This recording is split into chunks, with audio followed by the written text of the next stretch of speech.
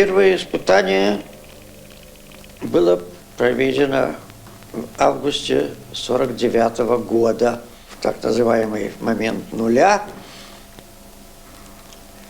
На огромном расстоянии все залилось ярким светом.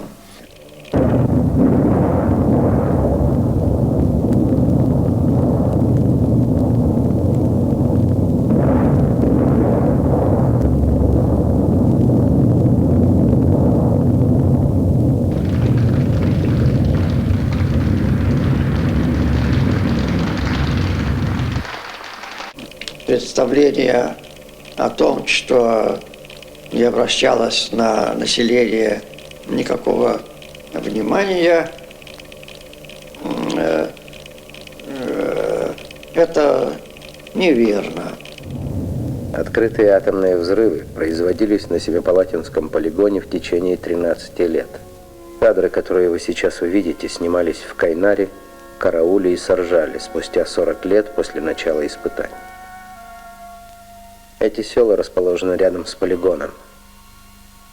Эхо тех взрывов докатилось до наших дней. Утверждать это с полной научной достоверностью пока нельзя, не хватает строгих данных, но и отвергнуть никак невозможно. Қазір 30-ға келеді, 30-дан асты, уже апрельдің 25-інде 30-дан асып кетті. Содан бері осы балам мүгедек болып жатыр. Біз ойлаймыз осының бәрін, осы атомның кеселі.